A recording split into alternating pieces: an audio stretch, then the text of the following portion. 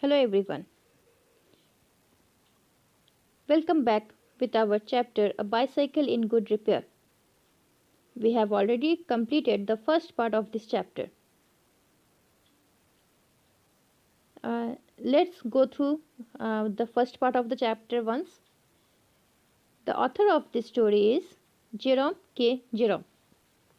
Now in this story we could see two boys, the narrator and one more boy. So one day the other boy proposed the narrator that they should go to a long ride on a bicycle. The narrator also becomes ready with the plan. So the next morning, the narrator he woke up early and he got ready and he was waiting in the garden. The other boy he came late. He made the narrator to wait. He came late. Now after coming, when he saw the bicycle of the narrator, he was very curious with that machine, means the bicycle. So what he did, he just tried to show his skill on the machines or on bicycle. What he did, he said to the narrator that in your bicycle the front wheels are wobbling, it needs repaired. So what he did, he just took out the front wheel, and after taking it out he was just struggling with the wheel, with all the screws here and there rolled over here and there. Now we will start the second part. Our first part was up to this only. Now we will start our second part. Okay, so please be attentive. He then said that while he was about it, he would see to the chain for me, and at once began taking off the gear case. Now who is he here? He is the another boy. I did try to dissuade him from that. I told him what an experienced friend of mine once said to me solemnly: if anything goes wrong with your gear case, sell the machine and buy a new one. It comes cheaper. So, see in this extract, he refers to the other boy and I refers to the narrator. Now, after the front wheel, now he is about to take off the gear case. So, when all his work with the front wheel was over, now he remained busy with the gear case. He said that he should see the chain, means he should examine the chain is proper or not. So he began to take off the gear case. The narrator tried to prevent him from doing this. The narrator told him that his one friend said that if anything goes wrong with the gear case, you should sell the machine and buy a new one. It comes cheaper. So by this narrator, it is also previously also it is said that narrator was not happy with all his behavior. And obviously if someone does anything with your things, you will not be happy. The same was with the narrator. So he was trying to prevent the boy from doing this. But the boy was, as I have said, he was thinking himself an expert in all these things. He said, people talk like that who understand nothing about machines. It's as if he is a great scholar of machines. He is saying that people who don't know anything about machines, they used to talk like this. Nothing is easier than taking off a gear case. I had to confess he was right. In less than 5 minutes, he had the gear case in 2 pieces lying on the path and was groveling for screws. So, as he said that taking off the gear case is very easy, he took it in 5 minutes and It was in two pieces, lying on the path, and was groveling for screws. Now the screws were again here and there. He said it was always a mystery to him the way screws disappeared. Means the so many screws were just here and there, and he was again struggling to find out the screws. Common sense continued to whisper to me, "Stop him before he does any more mischief. You have a right to protect your own property from the ravages of a lunatic." Lunatic means a mad person. So he's saying, the narrator, as he's not happy with the way his bicycle is being treated. He's saying that common sense says that just stop him from doing all these things. But again, the narrator is saying that I am means I can't hurt others. You have a right to protect your own property from the ravages of a lunatic. The narrator is saying that his inner sense is saying that you should protect your property from the ravages means damages of a mad person. Take him by the scruff means the back of a person's neck, and kick him out of the gate. But I am weak when it comes to hurting other people's feelings, and I let him muddle on. Means the narrator is saying that he is too weak in hurting others. So he let the other boy to do whatever he want. He gave up looking for the rest of the screws. He said screws had a knack of turning up when you least expected them, and that now he would see to the chain. Now he was long time he was searching the screws. Now he is saying that the screws have the knack. Knack means tendency for turning out when you don't expect them. So now he will leave those screws, and he will put his full concentration on the chain which he is about to look or examine. He tightened it till it would not move. Now he has tightened it very much. Next he loosened it until it was twice as loose as what it was before. Now we can see how expert he is, that one time he is tightening it very much, another time he is losing it very much. Then he said, "We had better think about getting the front wheel back into its place again." Now he is trying to put the front wheel in the place again. I held the fork open, and he worried with the wheel. At the end of the 10 minutes, I suggested he should hold the fork and I should handle the wheel, and we changed places. Now both of them are just trying to adjust the front wheel, which was at first only taken out. At length we did get the thing into position, and the moment it was in position he burst out laughing. Yeah. I said, "What's the joke?" He said, "Well, I am an ass." It was the first thing he had said that made me respect him. See, as I have already told you, the story is humorous. Okay.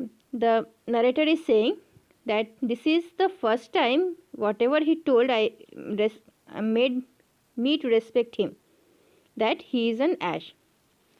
I asked him what he had led him to this discovery. Which discovery? That that the narrator said, that the other boy said, "I am an ass." That discovery. He said, "We have forgotten the balls." I looked for my hat. In the first part, it is said that their screws, the small balls, they were rolling here and there. So they have collected them and put it on his hat, inside the hat. Now they are searching for that hat because they need those balls. I looked for my hat. It was lying topsy-turvy in the middle of the path. Means hat was turned down. He was of a cheerful disposition. He said, "Well, we must put back all we can find and trust to Providence." Okay. Now he will struggle. We will see that he will struggle to just put the front wheel back. We found 11. Now what is this? We found 11. What 11? Yes, those balls which is needed to fix the front wheel. We fixed 6 on one side and 5 on the other. Okay. Means they have found 11 balls. Now they are trying to fix, and half an hour later the wheel was in its place again. Okay. It need hardly be added that it really did wobble now. A child might have noticed it. He said it would do for the present. Now it was means the way they have or he has adjusted it. Now it is wobbling. Before it was not wobbling, but now it is wobbling. I said, "Watching you do this is of real use to me.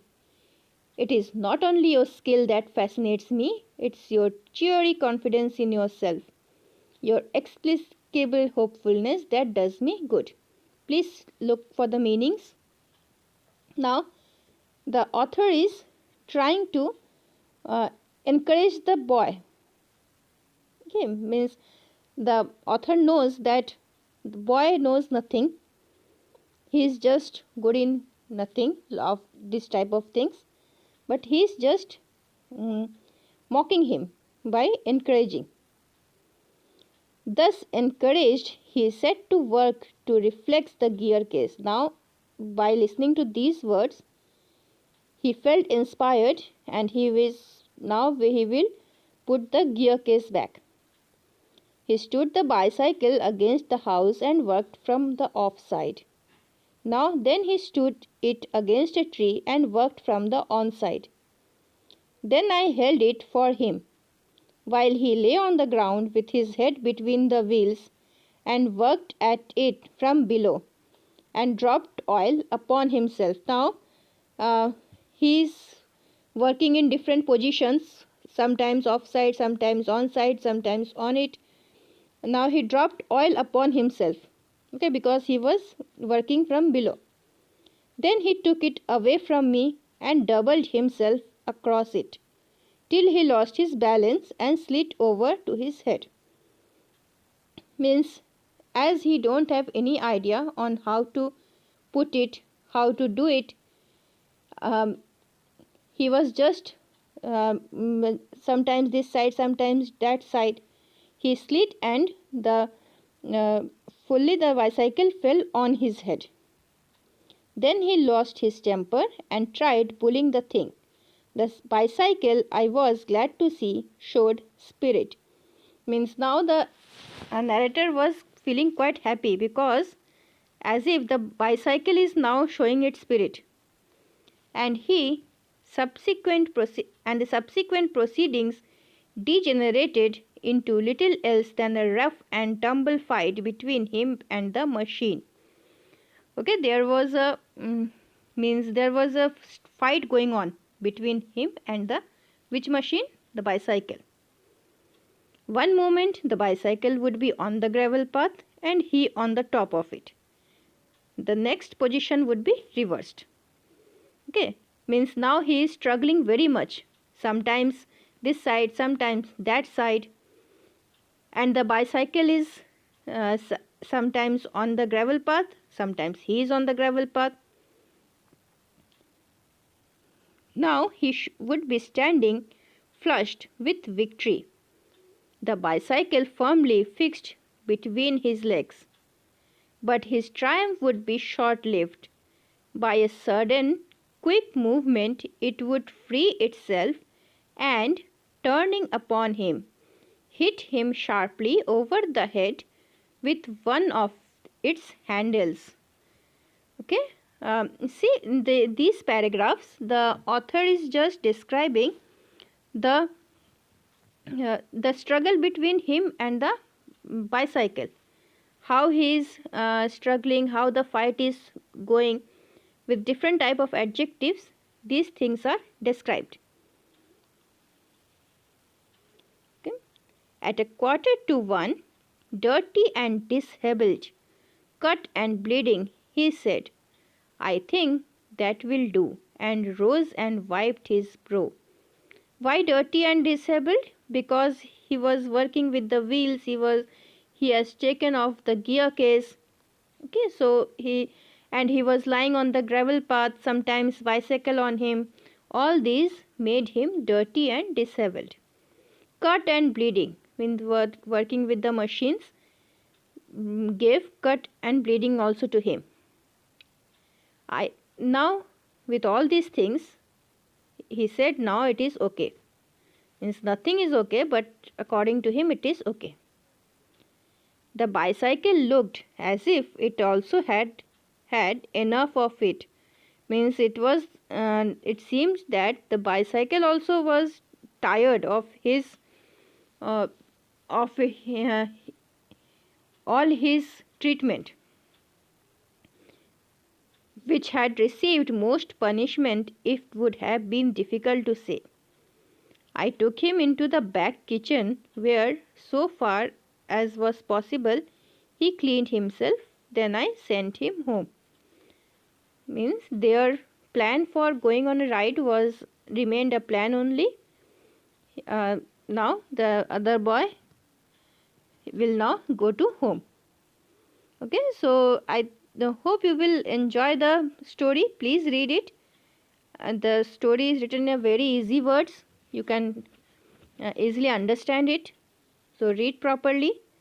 It's very nice and interesting story. Okay, so few the word meanings are already given in the book. Please read out them, and you will get few questions. Please attempt those questions. Try to write those questions. Okay, and if you have not watched the part 1 video, please go through that. Thank you all of you.